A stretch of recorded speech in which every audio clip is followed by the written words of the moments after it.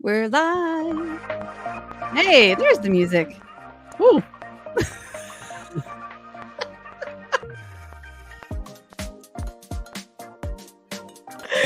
Oh my goodness. Hi, everybody. Welcome to Hello. the Hire Me Live. I am Heather Balcerek, one of your co-hosts here, and I have with me Chris Lynn, as you all know. He's currently And not yeah, on camera. my camera but- just turned off. Let me fix that. Y'all can't see me, but I'm here. You know, Chris was Literally like, Heather, just do you want to do the intro today? I guess I know why. yeah. So welcome to the Hire Me Live. We are a podcast that is dedicated to elevating today's top talent by sharing short interviews with individuals who are open to work and looking for their next opportunity, so that you can get to know more about them in case you're a recruiter or hiring manager looking for one of them, or you're just looking for your next best professional connection. Yay! It's like I had it all written down. So yes, that is what we do. We love to interview people. I'm excited. I have 2 interviews on my books for this week, where I get to meet some new job seekers. If you are, and Chris, I'll get this one since you're troubleshooting your camera. Thank you. If you are interested in being a guest on the Hire Me podcast, which again is just a short 10-15 minute conversation where you answer some interview questions and you get to tell people about you and what you're looking for. You can book those interviews with myself or Chris by just scanning one of these QR codes. I am on the East Coast. Chris is on the West Coast. So if you're looking for times that are good for you, pick one or the other. We should hopefully have a spot open that can fit your schedule. If you aren't looking for a role, but know somebody who is, feel free to share. Also, make sure that you subscribe and follow on YouTube and LinkedIn. This is where you can find us. We're also on all your favorite podcast platforms, where you can hear all of the fun stuff that we're doing, meet all the great people that we are getting to know. And I'm blabbering. Chris is back. Yay. Hi. I'm Welcome, back. Chris. Look at that. It's like it worked out. Oh, my goodness. Oh, hi. We have somebody new. Hi. Welcome. So glad to have you here. You have come in on a great day. We've got some good topics today, Chris. Yeah. I'm excited because it's a touchy subject, and family is always a touchy subject. It is. It is. I'm gonna let So you. Do you want to kick yeah, this one off? Or did I I mean, skip I was anything? going to say, if you're joining us live, feel free to add your thoughts, questions, comments in the comment section below. Again, we're live right now on YouTube and LinkedIn, so make sure you are joining us on in this conversation so we can make it a two-way dialogue beyond just Heather and myself. Although Heather and my dialogues are always fun. They're always fun and fun. Awesome. Well, welcome. Thank you all for joining. We've got some people in the chat already, so thank you for coming on. All right. So today's topic is when recruiting tries to entice you to join them because they are like a family. Oh, goodness. Cringeworthy. So cringeworthy. So when we were talking with Joy, the Joyful Recruiter, 2 weeks, I guess it was 2 weeks ago now, Josh Santos put in the chat, he said, one red flag that I've experienced is the emphasis of a team having family culture. This isn't regarding like work-life balance, but the way the team interacted with each other and the accountability or lack thereof that was upheld. And so that's really what started this right, like started like, oh, we really want to talk about this piece because it's definitely can be a red flag when you're in the interviewing courting process with a company. So I know for myself, I see this from 2 sides. So I have felt like a family at work internally. So I worked with a team when I was at Apple, And we were together, like a core group of us were together for like 3 years working on this project. And so we really did, we got to know each other super well. Like we knew kids' names and pets' names and went through all kinds of stuff together. Like we considered ourselves, it was like family. I mean, sometimes we spent more time with them than our own families. Yeah. And that was internally, we had built that relationship with each other, and brought it together. So like that's okay. That I feel like is okay. If as a team internally, like you feel like that and you want to label yourself that, I think that's fine. It's when like as like a recruiter is telling you like, oh yeah, our culture's like a family, or you're in an interview and you ask, well, what's the company culture like? And they're like, oh, we're like a family. This is where it can really be a red flag, um, for a lot of different reasons. And so, Chris, I'm gonna like throw it to you. Like, what does it bring up for you when like you're in an interview and you ask, "What's the company culture like?" and they say, "Oh, we're like a family." What kind of things does that pull up for you? Yeah, I mean, I'll fully admit, and I posted about this as we were promoting our live this week, is that I totally fell into that trap, right? Of saying like, hey, like family culture, like it's awesome, right? And I think when organizations or individuals, and to me, my experience in saying that, it was to show how close knit we were, right? How we quote unquote had each other's backs, but to Josh's point in his comment that it actually absolves each other from accountability, I was like, "Oh, yeah, like, that's really true." And what I think of now is when organizations say that they're a family, it just says like, "Hey, we we're close, we like each other, but we don't necessarily like work well together." I mean, for me, like family is about bonds, not necessarily about work. And so it shows that they care more about like that kind of side of things, where it's that softer side where it doesn't necessarily mean that they're working towards their mission or they're living out their values, right? That's something really feel like is a red flag, is hey, we have this close knit bond and we're not willing to necessarily live out our actual values. And so it's really important for organizations that I think move away from that, especially if you're recruiting. And I think that another thing that I've noticed is organizations use that because they may have started out as like a family business, right? That's a And good then point. as they've grown, they've tried to keep that feeling of being really close and small. But as your business grows, it's naive to think that you're going to keep that feeling moving forward. And I think it's small-minded and it shows a lack of open-mindedness as well. Yeah. As you were like talking through that, I was thinking, right, like if you get that in an interview, right, somebody says that, right, you can always, if you feel like, hey, like this job is really good and I've really connected with the people, like don't be scared to dig deeper. Like ask some more questions like, okay, so you said your culture is like a family.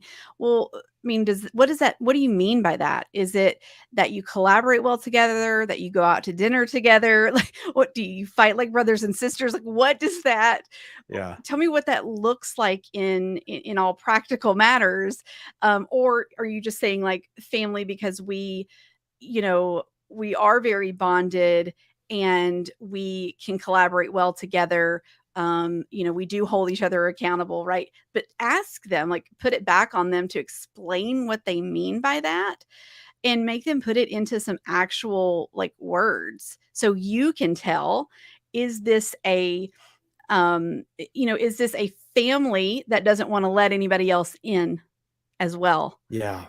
Because if they feel like that, or how is like somebody, maybe they've been together for like 4 years and here's somebody new coming to the team, like, are they going to want, like, you're an outsider coming into the family, like, the daughter's, new boyfriend or whatever, coming in, like meeting mom and dad for the first time. Are they going to like him?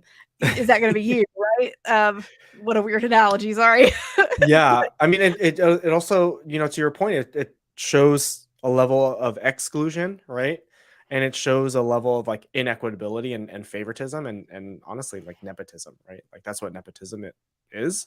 And so Yeah. it's really tough to understand what their definitions of family are compared to our own, right? We say, you and I say that all the time, where we say, you know, you value teamwork or you value integrity or you value respect, but your definition of that doesn't necessarily match my definition of that. And for both sides of the candidate experience, we need to define those and align on what those actually mean.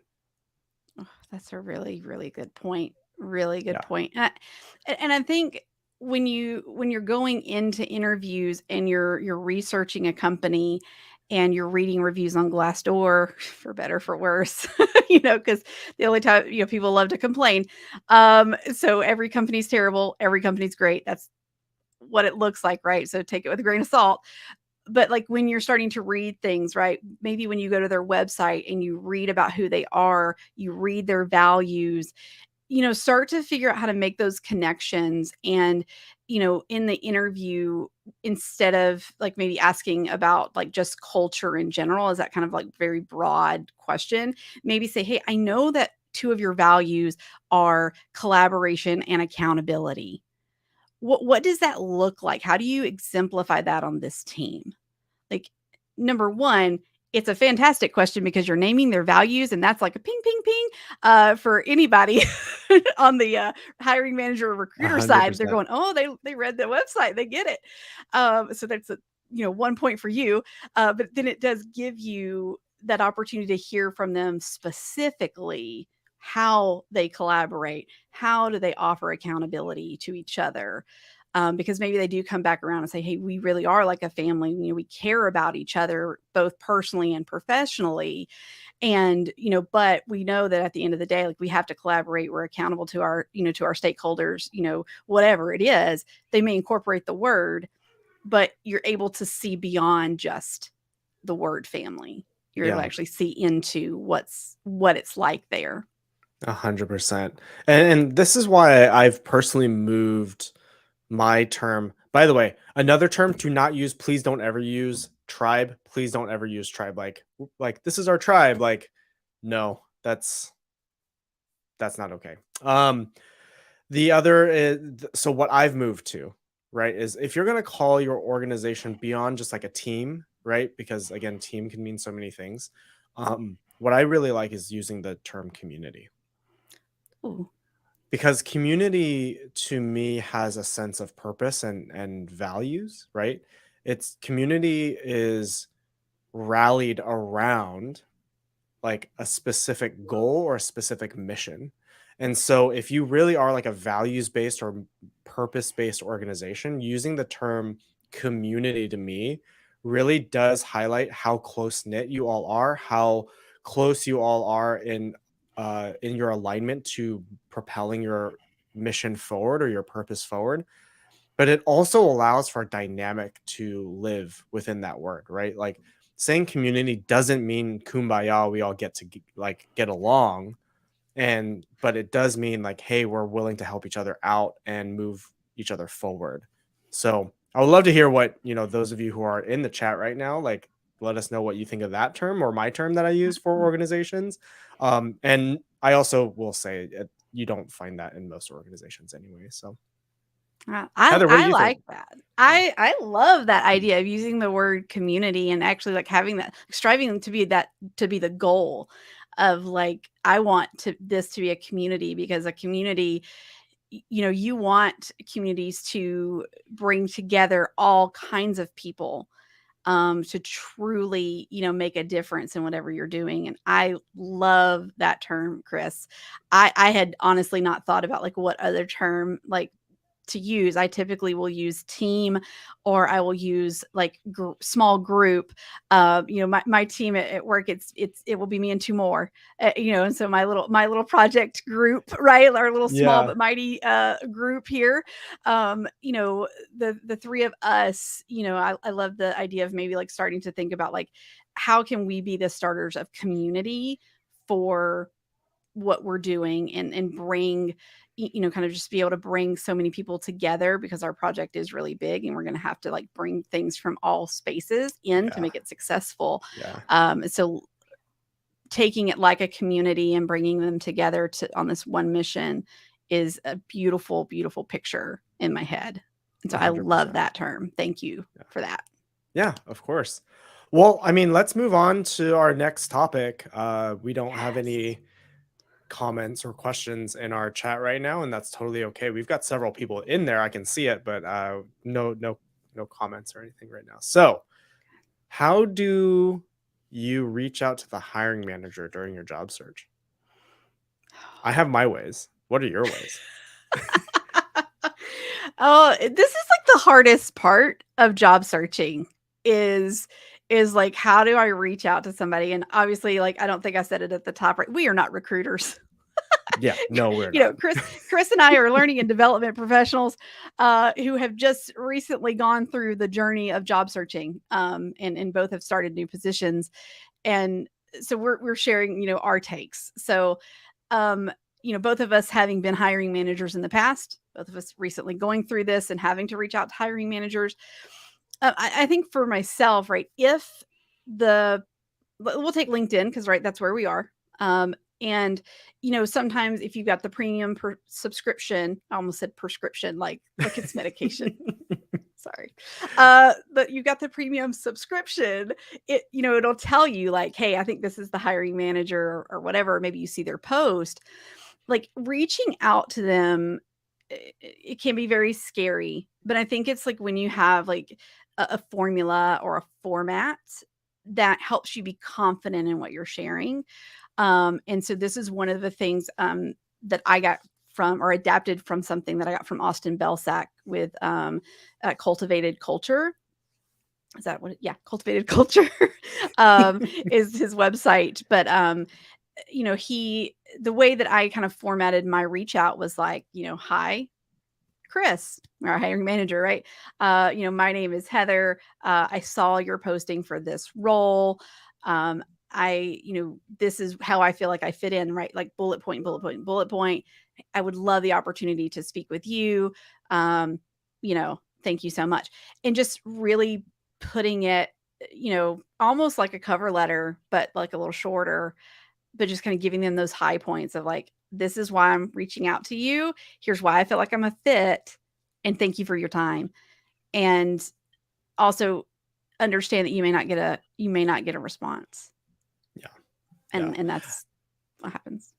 Yeah, I had that thought. I was like, this is where the cover letter is actually still kind of relevant, right? Is if you do an individual reach out. Um, and guess what? There's a lot of tools out there that help you do it, like that can help you create it, right? And again, the key is to keep it really short. I would say no more than 2 paragraphs in the body, and even that might be pushing it. It just might be like one, hey, I saw what you've got. Here's my qualifications and how I can help you. Look forward to reaching out. I've applied, right? Like, Yeah. and leaving it at that. So, yeah, for me, LinkedIn has been a huge help. I have actually gotten a lot of leads when I was job searching doing that, because LinkedIn will also sometimes put like, hey, this is the hiring manager, or this is the hiring team, or this is the recruiter for the position. Uh, don't just reach out to them. If and it's like the application process, right? You might hear back, you might not, but it just increases your chances of getting seen and noticed. And so I would personally I would do it for every position I saw that I was applying to, and being like, "Hey, I have some questions about this. Can here's my qualifications, and Yeah. like what can I do to have a conversation around this role?" Yeah. And I got a lot of really great uh responses, all the way from like, oh yeah, like let's just chat, like I see your application, let's have a discussion, or all the way to, oh, we're just starting the search, directly from the hiring manager, like let's chat and then we'll put you through to the recruiter, all the way to, hey, you know what, we actually are filling this role, like we're about to extend an offer, right? And it just gives you that additional level of insight that you probably don't get any other time. Yeah. That's a really good point. And I think of it too in terms of like time. And I like I want people to like also understand like when you're reaching out to a hiring manager, sometimes that hiring manager is just as nervous as you are to Yeah. respond. I mean, just to be honest, like as I was been hiring for two positions, I've had several people like reach out to me and ask for time on my calendar, and I don't have time, and it's very hard for me personally to say that I don't. And sometimes I've probably made time when I didn't need to because I didn't have time, but I was like, Yeah. okay, let me, um so just please know that like if you're reaching out to a hiring manager, you're asking for their time. That's a lot to ask. I'm not saying don't, but just know that if they say no, it's not because they don't want to talk to you, but they probably just don't have the time to Yeah. do so. Or if a couple people I wrote back and just said, hey, I don't have time to meet, but if you have like specific questions, I'm happy to try to answer those. And when I say specific questions, like specific questions, not like, well, could you tell me a little bit more about the role? Well, no, like it's the postings there. Do you want to know what type of project we're working on? Okay, cool. I could like give you some more of that information very quickly, but I can't give you a synopsis of the role when the job description's there. Yeah. And so I think it's just setting your own expectations of getting a response, understanding if they tell you no, it's nothing against you, it's just their time. Hmm. um and it's being consistent with doing it. um and and just and I would also say track them. If you're anytime you're job searching, like track, like you like make sure because if you're applying to like a bunch of jobs, it's really easy to get like, I don't remember this job. I don't remember this job. And somebody's Yeah. reaching out to you about it. So like track that you like message the, hiring manager or the recruiter or whatever. And so you have that record of who it is. So if you need to go back in your messages and look. I had a couple people to send me like their resume when they sent it to me. And that I liked because then I could just pull up their resume. And if it was somebody that I was like, okay, yeah, I'd like to like see, they said they applied. I'll just tell my recruiter, hey, we Yeah. pull this person up and see. And sometimes too, hiring managers, sorry, I'm taking this conversation over, Chris. You're all right. I will You're stop in a good. moment. Um, but sometimes too, as a hiring manager, um, they aren't always like, even though they may say, yes, you seem to be a good fit, you have to get past the recruiter. Because they are going to be arguably, I mean, I'm sure I could be like, no, I must have this, like, you must pass them through. But I'm going to trust my recruiter to know the basics, right? The salary range that they need to be in. I'm not going to waste somebody's time coming to me whose salary is not in my 100%. range, or, fit for the company in certain ways. Just those things a hiring manager is going to rely on their recruiter for. So just, I don't know that made any sense at all, but maybe it did. Maybe that Yeah. somewhere made some sense. I don't know. Yeah. Again, like the recruiters are there to evaluate like initial skill. Like, do you meet the Hmm. minimum qualifications for the role? Like, can you do the thing that this role would require? Right? Are you aligned on our values and mission? And well, hopefully they're doing that. Not all orgs do that. And then like making sure that like this is going to work for you as a job seeker, right? And so from like a salary and benefits perspective, I can't tell you how many conversations I've had where it's like, oh, like I'm a great fit for this role, but they are drastically underpaying, or like they don't have the benefits I need for like my family or something like that, or like you might have an extenuating circumstance. So that's really what that is. But I think we've kind of gone off the path a little bit. But Sorry. going back to again I guess for reaching me, out, like yeah, I want people to know when you reach out, like the other side of it, like for sure, that expectation of getting a yeah, call back, a response yeah, back. yeah, There's lots of things going on the other yeah, side, just like there are for you in reaching out. So yeah. yeah. 100%. Yeah. But to reach out, don't hesitate to reach out to hiring managers if you can get a word in. if you can figure out who's on their team or who works on that team, that's another way in as well. Like figure out like, okay, who are the people that report to this person, or who might be on like in the organization that works with that person. Um, just kind of do some sleuthing on LinkedIn and figure out like, hey, who can get me a foot in the door just to ask some questions, and you'll find the hiring manager pretty quick. Yeah. Don't forget to check to see, does it say you have a mutual connection with this company? Yes, 100%. That's key. That's really key. Or even just so many people at your company have now moved here. Go look at the list. Like, do you know anybody that may know somebody? Like, try to find those ways in too, if you to figure out like, who maybe what team it is, or where to go, if you can. Um, it's always it's never easy to reach out and network just blindly on LinkedIn, but just know that hiring managers and recruiters expect it. And so put your best foot forward when you do message. Don't just say, "Hey, I'd love to know about this job." Yeah. You're not going to get a response. Yeah. I can guarantee you. Yeah. Yeah. Be very targeted in your response, and concise, please. Not how I talk. If you Right. can Not how tell. this goes most of the But be really concise in how you're reaching out. Like, hey, I saw your post, or I saw the open position, right? Uh, this is how I might fit. These are my qualifications. Here are my questions. Like, I would love to learn more about the projects that you work on, or like the goals or the impact that you have on the mission, something like that, that really shows a deeper level of curiosity on your end to make things happen. So awesome. Well, thank you all for joining. I know that there are several of you that are watching live, so thank you again. Heather, you want to close us out? Oh, sure. Yes, I can. Hi. I'm It's so Friday. bad at that. I'm never No, you're prepared. good. Never prepared. Everyone, thank you so much for joining us.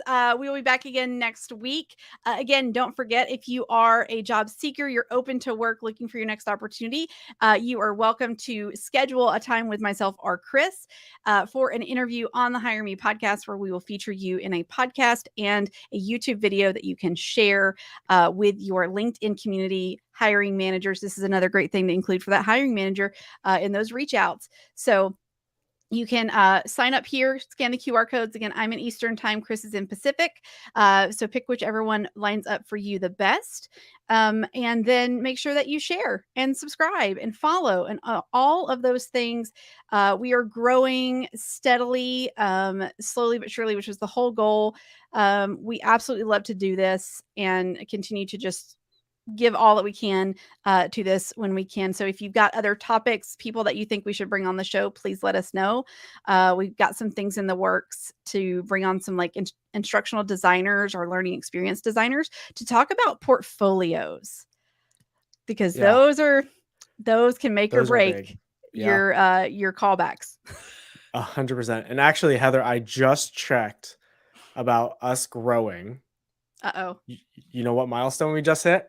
What did we hit 500? We hit 500. We Yay! hit 500. So thank you everyone for Thank following you. us and making this bigger and bigger. I know, Heather, you said you've got 2 interviews lined up. I have, I think, like 3 or 4 over the next week. So we're still cranking these out. We're still getting people visibility. We're elevating everyone.